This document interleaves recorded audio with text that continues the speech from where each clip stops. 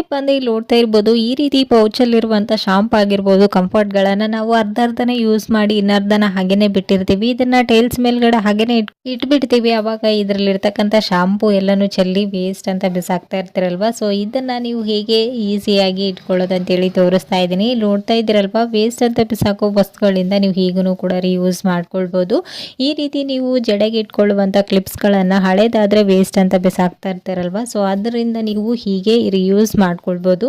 So ವಾಶ್ರೂಮಲ್ಲಿ ನೀವು ಈ ರೀತಿ ಶಾಂಪುಗಳು ಯಾವುದಾದ್ರೂ ಪೌಚ್ ಇರುತ್ತಲ್ವ, ಸೊ ಅದನ್ನು ನೀವು ಈ ರೀತಿ ಕ್ಲಿಪ್ಗೆ ಹಾಕಿ ಈ ರೀತಿ ಇಡೋದ್ರಿಂದ ಇದನ್ನು ನೀವು ಮತ್ತೆ ರಿಯೂಸ್ ಮಾಡ್ಕೊಳ್ಬೋದು. ಸೊ ಇದು ತೆಗೆಯೋವರೆಗೂ ಇದು ಕೆಳಗಡೆ ಬಿದ್ದು ಹಾಳಾಗೋದಿಲ್ಲ. ಸೊ ಇದರಲ್ಲಿರ್ತಕ್ಕಂಥ ಶಾಂಪನ್ನ ನೀವು ಮತ್ತೆ ರಿಯೂಸ್ ಮಾಡ್ಕೊಳ್ಬೋದು, ಕಂಫರ್ಟ್ ಆಗಿರ್ಬೋದು, ಶಾಂಪುಗಳಾಗಿರ್ಬೋದು. ಸೊ ನೋಡ್ತಾ ಇದ್ದೀರಲ್ವಾ, ವೇಸ್ಟ್ ಅಂತ ಬಿಸಾಕೋ ವಸ್ತುಗಳಿಂದ ನೀವು ಹೀಗೂ ಕೂಡ ರಿಯೂಸ್ ಮಾಡ್ಕೊಳ್ಬೋದು.